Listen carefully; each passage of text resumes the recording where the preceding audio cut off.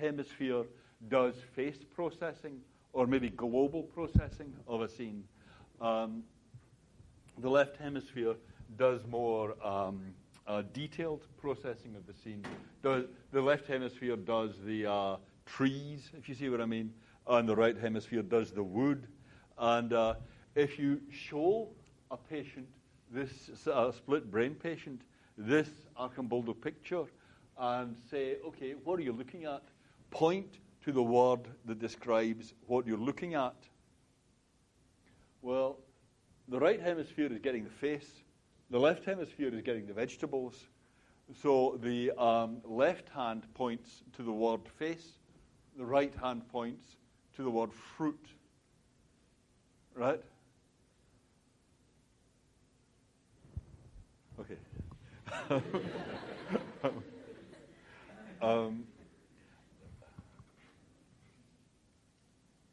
Let me just show you. You can, if you have 2 pens and a bit of paper, you can try this right now. Let me just show you one advantage to being a split brain patient. Suppose you're asked to copy those 2 diagrams. Right? Copy the one in the left and copy the one in the right. Yeah, you could do that. Either of them is easy. Yeah, I mean, don't do that. That's surely you guys can do a triangle or a cross like that, right? That's not hard. I mean, look, I can do it. There you go, triangle. Well, it's not that great, but you see what I mean, right? That was okay. Right. Okay, but now, okay, if you've got your thing, you can do this right now. Copy them both simultaneously. Copy the triangle and the cross. Okay.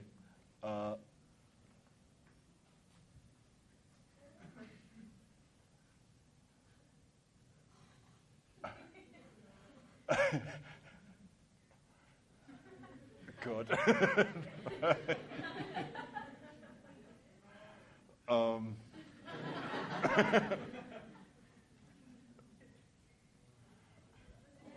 Well, actually, that's not bad. That's the best I've ever done. Right.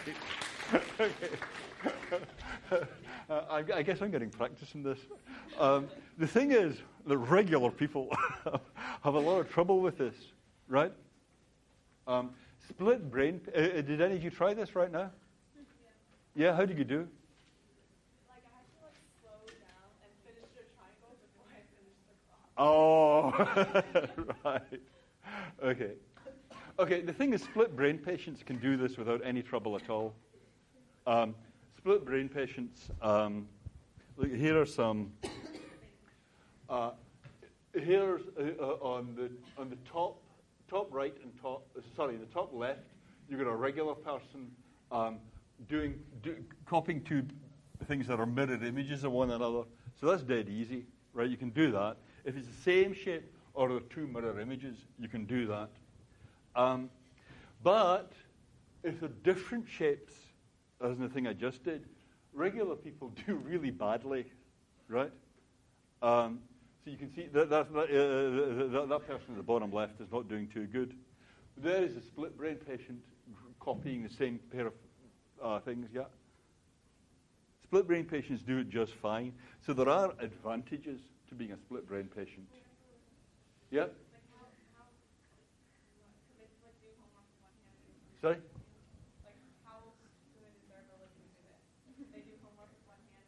That's right, they do it just fine. I mean, they do it just as well as you or I could copy each figure separately. Yeah, that's what that is telling you, yeah. So we could do, like, homework, or they could do, like, different homework. Isn't that interesting? Yeah, this is only about drawing shapes.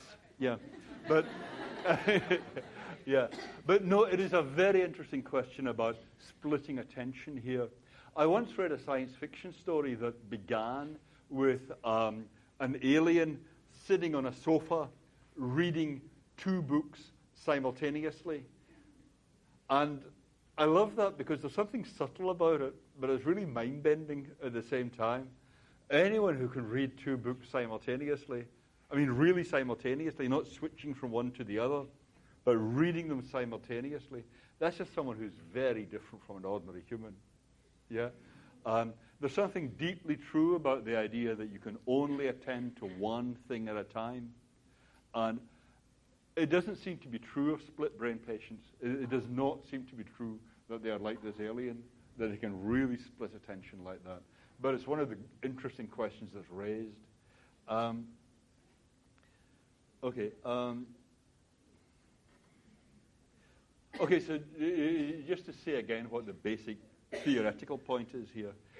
It couldn't be right, because of these kind of points, to say that knowing someone else's mind is just knowing some kind of scientific or proto-scientific theory about them. It's a very natural picture of knowing other people's minds, but it can't be the whole story. Because if you've got a purely scientific account of the federation, the loose federation of different units that comprise the European Union, as it were, of the brain, that can't explain where it comes from, this idea that there's a unity to the mind, that there's just one center of consciousness here, and that when you imagine someone else's position, what you're doing is getting to that center of consciousness. And of course, this isn't a mark to say, people often take this kind of point and say, so that shows there's a soul, or that shows there's something non-physical here. But I hope it's clear already that that would completely miss the point. It's not at all that there's some other kind of stuff here. Because what would that mean, there's some other kind of stuff here where it's really got a center? What are you talking about? What we're finding out is that in the only stuff that's there, the physical stuff, there isn't a single center of consciousness. So however you think about what's going on in imagination, it can't be just giving a description of what's going on with any objectively there stuff at all. Oh, hey, we'll look at Jackson's article on epiphenomenal qualia on